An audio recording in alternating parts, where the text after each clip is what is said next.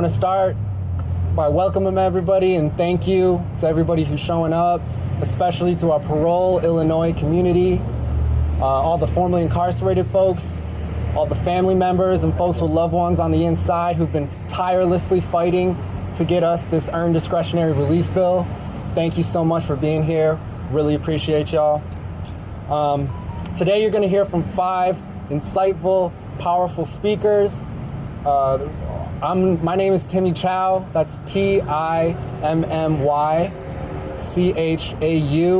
I'm director of the Prison and Neighborhood Arts and Education Project. We run an arts and college program inside Stateville, and I'm also a volunteer with Parole Illinois. And I'll be kind of conducting us through our speaker list today. So without first, we'll jump right into our speakers. First off, I'm very pleased to introduce Chicago's very own 3-time Grammy Award-winning artist, director, founder of the nonprofit social work Chau, and most importantly, a dedicated father, Chance the Rapper, who's going to speak a few words in support of Parole Illinois, as well as Pablo Mendoza immediately after. Chance and Pablo, before you speak, if you could just spell out your name right before you speak. Good morning, everybody. How y'all doing? It's cold. I appreciate y'all being out here early. My name is Chance, spelled C-H-A-N-C-E, the rapper, spelled how it sounds. Yeah, first of all, I appreciate everybody for coming out, for being in the cold and reporting on our community, incarcerated peoples who are very often forgotten and placed in torturous conditions all over the country. But I really want to speak specifically about the state of Illinois and how we deal with our incarcerated people, specifically people that are serving long-term sentences in a state that doesn't offer parole or a significant version of parole. So back in May of 2019, I had the opportunity to perform at Statesville Prison to celebrate the graduation of 7 men who worked to receive their bachelor's degrees while being in prison. Their names were Devon Terrell, Daryl Fair, Raul Dorado, Joseph Dole, Antonio Kendrick, Marshall Stewart, and Eric Watkins. It was a truly inspiring accomplishment that I was honored to be there to support. While I have friends and know many people in my community who've been impacted by the prison system, going into this maximum security prison was eye-opening to say the least. Driving out through endless cornfields to a walled-off compound isolated from the rest of society, walking into an auditorium to be greeted by armed guards, and then to sit and see the rows of men I was there to perform for, shackled hand and foot, draped all in blue. And then to know that after this performance and after this ceremony, each man would be forced back into his tiny, dilapidated cell for the remainder of that day and for days on end. We need to understand incarceration for what it is. It's torture. Yeah, it is. Yeah, it is. And we need to start pushing and transforming our criminal justice system and sentencing laws with this reality in mind. That means pushing for policies like parole. Right. Thanks to the work of Parole Illinois and incarcerated scholars and advocates at Statesville who reached out to me, I learned of the fight for earned discretionary release. And that's why I'm here today. The bill to establish parole in Illinois, otherwise known as Earned Discretionary Release Bill, SB 2333, is a necessary policy that will begin to correct the harms of long-term incarceration in this state, and put an end to negative impacts that incarceration has on our community, family members, and the loved ones of those who are incarcerated. We need a criminal justice system that reflects the values we want to see in this world: compassion, community, care, restorative justice, and transformative justice. Right now, the political and economic systems here in Chicago and Illinois, by and large, do not reflect these values and are riddled with examples of systemic racism and divestment towards poor and black, brown folks. poor black and brown folks. We see this reflected by the over-policing of young people, the closure of public schools, the disproportionate access to jobs and resources in the South and West Side. But this system isn't just disappearing resources, it is also disappearing our peoples. And nowhere is this more clear than the impact that our criminal justice system has had on our communities. We are still living in the legacy of the tough on crime policies that have basically stolen and disappeared so many members of our community who are now sentenced to die behind bars. It's past time our justice system actually reflects a system that honors rehabilitation, not just punishment. And that's why we're here today. We're urging folks to fight for parole and urging legislators to pass the Earned Discretionary Release Bill, SB 2333. Let's be clear, parole is the floor, but it is a necessary step in the right direction. It does guarantee release. It does not guarantee release. What it does is give those facing long-term sentences a chance at life to be reviewed by the Prisoner Review Board, an opportunity to prove they are worthy of a second chance and should be welcomed back to communities to be the productive and upstanding individuals we know, as people with family, friends, and loved ones inside that they are capable of.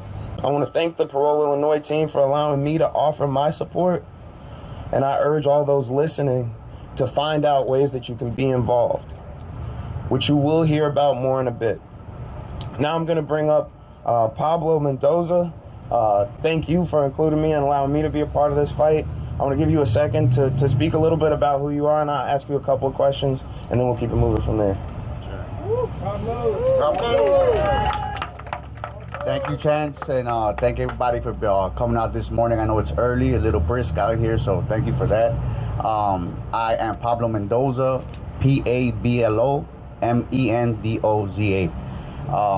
I am a neighborhood kid. I grew up on these streets, just a few blocks from here. I actually used to ride my bike in that corner over there before the city of Chicago decided it needed to erect more buildings to lock people up. I lived in these buildings for 4 years. I actually served a total of 22 years in the Department of Corrections. I was not one to conform to racism, so that made my incarceration a little bit different. And I want to thank this community because this community taught me to be proud and not stand for that. So thank you very much to the Little Village community. Because of me standing up for what I believe in, I served several years in segregation. While there, I saw how horrendous we can be to one another as human individuals, and it was extremely difficult to see that, especially when I was seeing it happen to individuals who had mental health incapacities, and that was even more dire to see. The institutional violence that was leashed upon us left scars upon me and my fellow brothers that have crippled me as a free individual. My reentry has been mired by the scars that have been left by difficult decisions that my family had to make in my absence, and that has been true for my community as well. My family and community suffered because of my absence, and that happened to be the actual true cause of my incarceration. So I was one of the fortunate ones to have been privy to one of the programs like one Timmy mentioned earlier, the Education Justice Project, but that was something I had to fight for every day while I was incarcerated, and that should be the norm, not an anomaly. Thank you. Hey, thank you, Pablo. I just wanted to ask you one question. If you wanted to just speak on why you felt it was so important for you to come out and use your freedom to fight for parole in Illinois, if you wanted to speak a little bit to that. Absolutely, Chance. Thank you very much for that. Yeah, like I mentioned, I was in there for 22 years, right? So in those 22 years, I can bet that there are people out here who are not the same person they were 10 years ago or 20 years ago, So I am here to advocate for that. The parole bill pushes for a 20-year before review, and I am the model for that. I am actually enrolled in an undergrad program through Northeastern University. I am working with the Prison to Neighborhoods Art and Education Project to obtain a space where we can build a bridge that connects incarcerated folks and their communities through the medium of art. I also understand the complexities of mass incarceration and therefore approach it via different angles. That is why I serve on several boards where we look to mainstream social services for community members and impacted folks, and research in collaboration with the community members to learn about the problems and find meaningful solutions. I advocate for parole because I see myself as an extension of these guys behind these walls. Those guys shaped who I am today. It is not the Hollywood narrative where we're in there finding ways to destroy our communities. These guys are looking for avenues to reach their communities in a positive light, even when they have no hope for freedom. When you ask me, Chance, why I'm out here, I can very easily plug into a 9-to-5, right? But my lesson of incarceration was to honor life by assisting the less fortunate in the search for humanity. And that's why I'm out here fighting for parole. We need a system focused on rehabilitation and not on warehousing people. That's why I'm glad that you, Chance, are out here using your voice to advocate for parole. And that's why I'm glad that everybody's out here in community advocating for parole. And that is why the state of Illinois needs a parole system. Thank you. Thank you so much. Let's give it up for Pablo. All right, next up, I'm very excited to introduce Academy Award, Emmy, and Grammy-winning artist, actor, author, and activist, Common. Continues to break down barriers with a multitude of critically acclaimed, diverse roles and continued success in all aspects of his career. For the past few years, Common has dedicated countless hours and has been deeply engaged in social justice and advocacy work around mass incarceration, mental health, and voting. After the success and impact of his Imagine Justice concert in 2017, after his Hope and Redemption tour to 8 different prisons, Common decided to establish and launch Imagine Justice as a new nonprofit in 2018. Imagine Justice is dedicated to leveraging power at the intersection of art and activism to advocate for communities around the country, to fight for justice and equality, and to stand united against injustice wherever it appears. With the support of Imagine Justice, Common helped launch the Rebirth of Sound, a world-class music studio and production program at Stateville, where we also operate our classes. The program opened earlier this month and is also what brings us here today.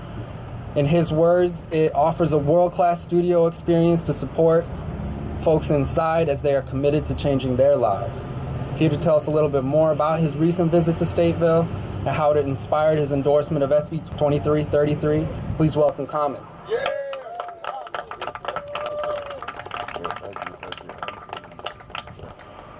Great morning to everybody. Peace. I'm very grateful to be here. I begin this in the spirit of God and the spirit of the Most High. Just thanking God for life. And I'm very thankful to God to be up here amongst these men and women and amongst you who are advocating, who are fighting, who are standing up, who are getting up early, who are doing the work so that we can get our gentlemen and women to the parole and hopefully to freedom. My beginnings with this whole mass incarceration thing began with a conversation I was having with a woman named Michelle Alexander. Michelle Alexander wrote The New Jim Crow. I was talking to her about, hey, my plight is to stop violence in Chicago. That's what I'm about, stopping violence in Chicago. She said, you know, one of the ways you can stop violence in Chicago is to stop mass incarceration. She said, the more fathers are removed from the homes, mothers are removed from the homes, Thanks, bro. the more we perpetuate violence. The more our young men and women don't have fathers and mothers in their homes to raise them properly, the more we perpetuate violence. The more we incarcerate our men and women and don't rehabilitate and bring them back to society without any type of healing, without any type of restoration, the more we perpetuate violence. You know, we hear a lot of rhetoric about being safe. Well, what is safe if we're not taking care of those that's incarcerated and who actually may have an opportunity to get back into society? Who are the ones that really can come and actually impact some of our youth? Some of these brothers up here who have experienced things in life that need to be told to our youth. You know, I had the opportunity and blessing to be in Stateville Prison with our Rebirth the Sound program. And it was an incredible experience to see how enthused and hopeful the men were there when they saw this studio that they had. And I went around shaking hands and you know, giving hugs to brothers. And I came across one brother who I grew up with. And he told me, you know, he was serving a life sentence, never to see the light of day again as far as Illinois laws go. And he said, Rashid, man, you know, I changed my life. And I want to apologize to my community. And I want my community to be healed and know that it's people like me that were dealing with mental sickness and dealing with mental pains that can change and transform. It really struck me because I knew this brother. And I knew what he used to be, and I knew who he was then. I've met some of the most enlightened and inspiring people in prisons. You know, one gentleman said to me, imagine being trapped in one act for the rest of your life. The worst act for the rest of your life. I thought about that. Nah, if that happened for me, I wouldn't be up here with you all. I wouldn't be sitting here next with these brothers and sisters. I wouldn't have been able to go to see our first black president and First Lady Michelle Obama in the White House. I wouldn't have traveled to Japan and to these different places to explore my art if I was trapped in my worst act for the rest of my life. Illinois, what are we doing? Other states don't have this law. Other states are granting parole to people after they've served time. They're granting a chance to be reviewed.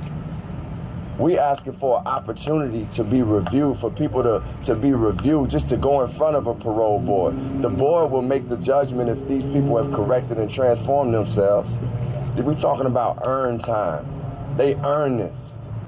And we talk about our country being a country where a country of second chances and redemption. When are we gonna live up to that? Yep. We say God bless America, that means God needs to bless the people incarcerated too. So hey, I'm here because everybody can advocate for SB 2333. We all can. And I'm encouraging the senators, let's get this moving. Let's get this going. One of the things in Statesville that a lot of the gentlemen said to me is, man, I've worked hard to change my life. I just want a chance for people to see that I'm a human being and that to go before a parole board so they can make a choice. That's all we asking. We want our city to be better. We want our state to be better. We want this country to be better. We want better lives. And as Pablo spoke earlier about his experiences, man, the people that have experienced what they've experienced can actually better our society. They can better our society. But our prison system has to be the healing system. It has to work from that perspective. It has to work from a restoration, as Chan said. So I'm here for my people. I'm here supporting Parole Illinois. I really appreciate all the work, Chance. I appreciate the work you're doing. I appreciate the work your sisters are doing here. And thank y'all for being here. Let's get this bill passed through, y'all. We here to change our city and better our city. Let's get our people right and do better by the people that's incarcerated. Appreciate y'all. God bless. Thank you so much. All right, next up, I'm really honored to introduce Carmelita Jones. It's our second to last speaker today. After Carmelita, there will be one more speaker. So Carmelita, I'm gonna ask you to introduce yourself, say a little bit about who you are, and a little bit about who your husband is. Hello, how are you guys today? I'm Carmelita, and I am advocate for people that don't have a voice, who can't speak for themselves, you know. Common, you met him. Brian Willis is the love of my life. He's my best friend, and he is a changed individual. You know, we grew up in the same neighborhood. We were childhood crushes of each other, you know. So for me, for him to get a life sentence with no possibility of parole felt like I died a little bit too, you know. I passed out a little bit inside of my soul. And basically, I'm here to speak for him because they see him as a criminal and somebody that it should be thrown into a cage or behind walls and never ever looked at again. And why not? He's a motivator. He's a mentor. You know, he's a phenomenal human being. Even before any crimes were committed, he was a phenomenal human being. But you have to understand where we come from. The greatness in us is not always shined in the light, you know. So sometimes, yeah, we get caught up in things, but that doesn't mean that I'm worthless and I should be thrown away for the rest of my life. 20 years is long enough. Trust me, he's been there 25 years since he was 18 years old. He is not the man he was at 18 that he is at 43.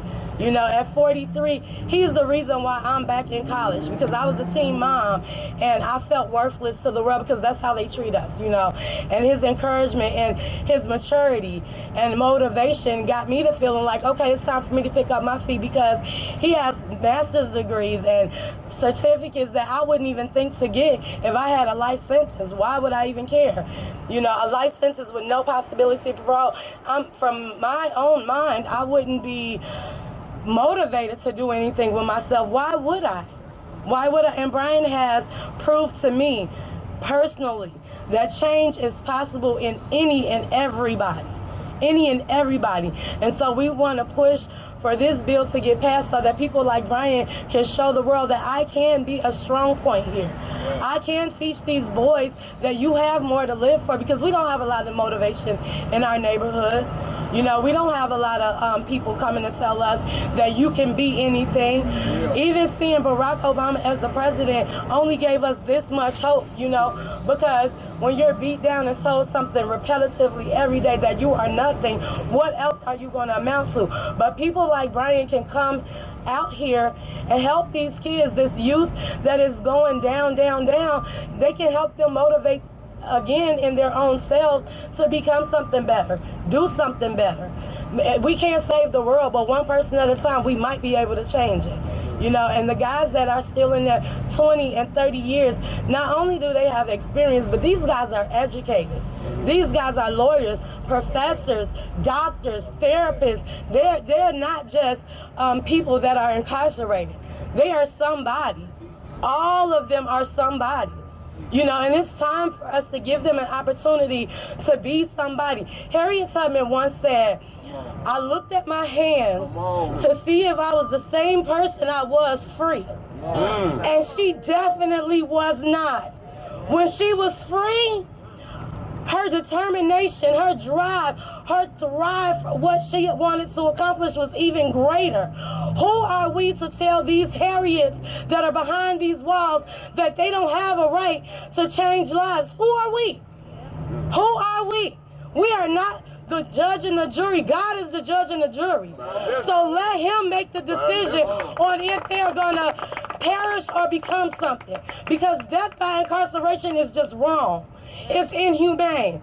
And I can't even begin to express to you what it felt like for me, for the judge to tell my best friend in the whole wide world that he'll never see these streets again, that he'll never walk on real grass again. I can't explain that to you.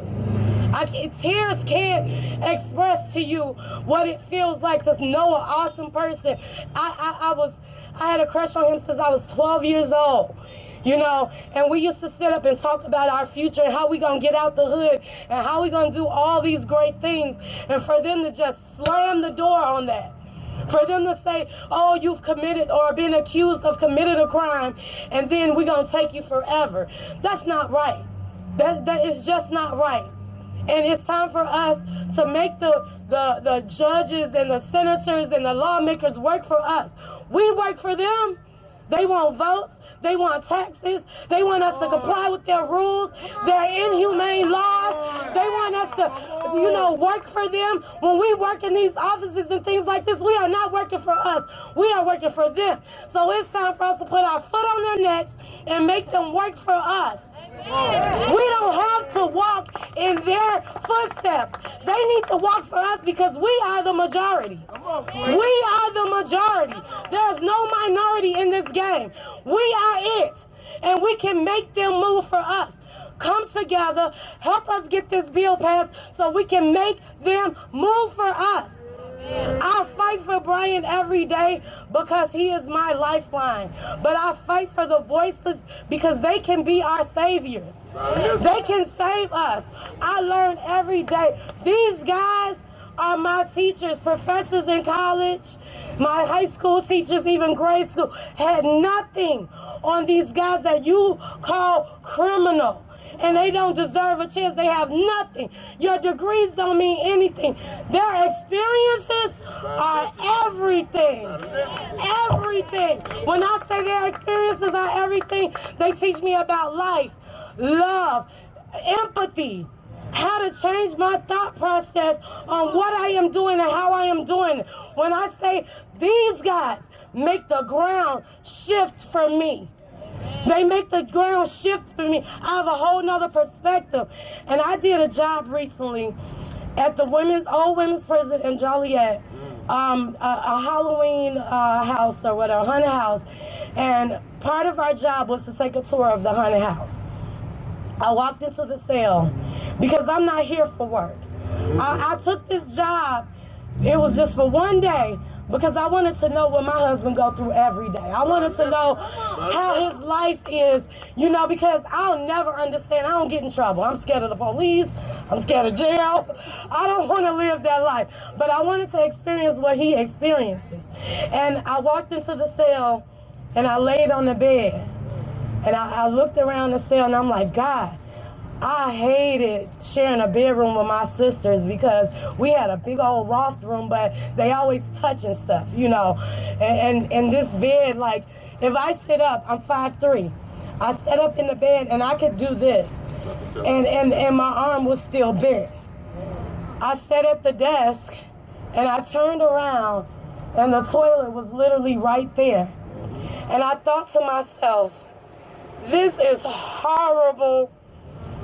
This is the worst feeling on earth that I have to sit here. And he's a writer, he's an intellect, he's that guy to read books all day. And my cellmate might have to go to the restroom. And I can reach over and touch him. And then I can reach from this desk and touch the bed. That crushed my soul. How can you make people live like that forever? They will never be somebody different if you don't give them this shot at redemption, at rehabilitation, at therapy. Some of these people need real life therapy. We come from trauma. You two guys that came here to speak for us today, you know what I'm talking about. Y'all would never understand where we come from. You will never understand the post-traumatic stress that these babies, 5 years old, go through because you think it's like, oh, he's so brave because when he hears gunshots, he's still going about his regular day. He is traumatized because he knows that sound so well. Desensitized. Come on. He's desensitized. And it's a shame that these kids going through this and then they grow up to be these men and women who you decide on their lives forever. But if they were given the proper therapy, the proper redemption opportunity, if they were given the proper hope, they could be just as great as everybody standing out here. They are just as great as everybody standing out here. They are. They are somebody. I talk to these men every day. They are somebody. Give these somebodies a chance to come back out here and help us be greater than we already are. Give them an opportunity to see what the world is like today so that they can start making changes. And they can do it. Trust me, I'm with superstars on a regular basis. And these superstars are the same people that you told they will never see the streets again. It's not okay. It is not okay. And they told me to talk about how I feel being a partner of somebody who is in this predicament. I'm going to tell you right now, I feel like nothing is impossible. That's how I feel. I don't feel sad. Because when I tell you this man is an awesome, phenomenal individual. He's an awesome, phenomenal individual. Every single day, he strives for the day that he comes home, even though they gave him life with no possibility of parole. Every day. That lets me know that I am just a speck in what can be done. I am just a speck. Because he is in a place where he shouldn't have any hope. He shouldn't have any thoughts of what the future holds. And if a man like that, and men like this man, and there's a few more out here, I can't see them because I'm blind about the sun. But if those people can push and strive that hard to make something happen in other people's lives, they're not working for themselves. When they gain this knowledge, Sam and those kind of people, they don't gain this knowledge for their own self. They feed it to us like the greatest food our minds can get. And we put it out there. We work on that. We move on that. Why should they be there doing it? Why should they be there doing it? They need to be here doing it. This is nothing like the presence. It's nothing like the presence. Sometimes people need a hug. Do you know how important human interaction and physical touch is? Do you know how important that is? Do you know psychologically how important it is for a child to be able to walk up to their dad and ask them, Dad, help me? You know, and to tell them they'll never have an opportunity for that. Who are we to snatch the Harriets out of this world forever? We are not the ones. We are not the ones. So in conclusion, I just want to say that I am fighting for the voiceless because they don't have an opportunity to stand up here and speak with phenomenal people. They don't have that chance. So since I have the chance, make that bill go through.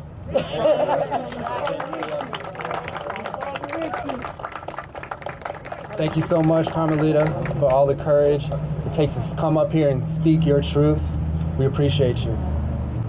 Our last speaker, I'm going to introduce quickly, and then we're going to close out because we actually got to get on the buses and head straight to Springfield to lobby for this bill.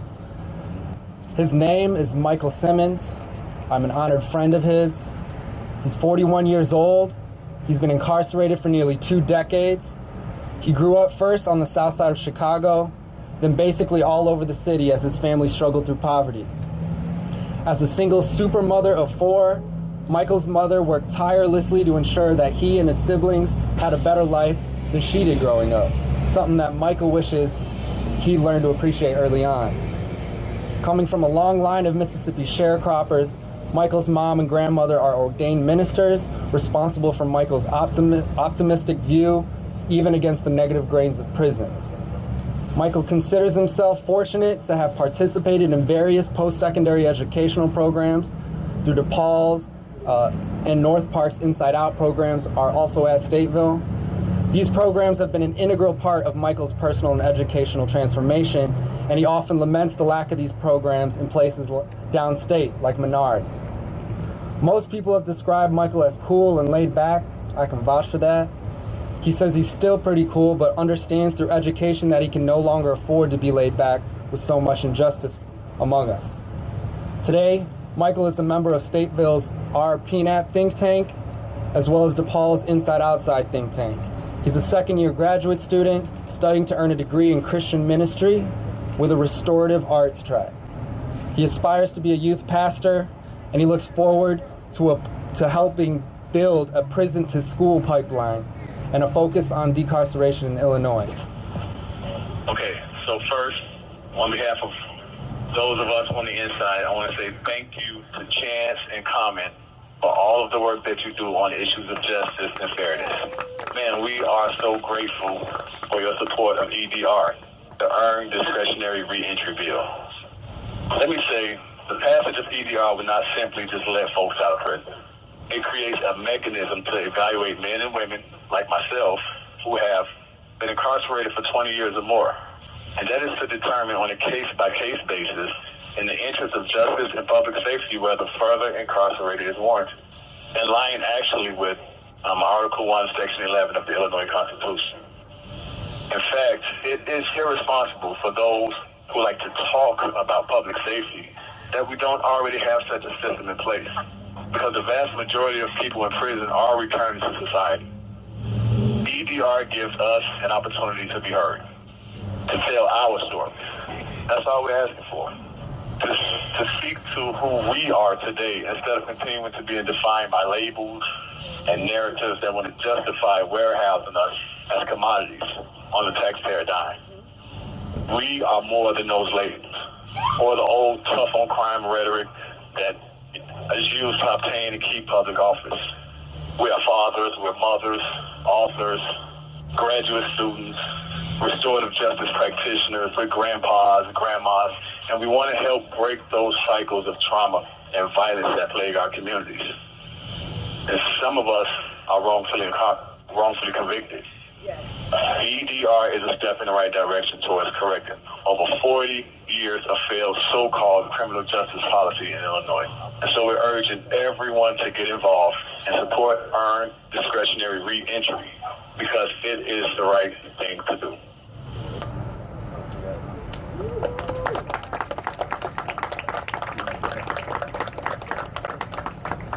That was Michael Simmons. He's currently incarcerated at Stateville Correctional Facility. MichaelSimmons. All right, that concludes our speaker lineup for today. I want to thank everybody for coming out and encourage all of our Parole Illinois community. Thank you, and we're going to be heading out to Springfield. We're running late. We got to hop on the buses. We got to pass this bill. So thank you again to everybody who came out and spoke today.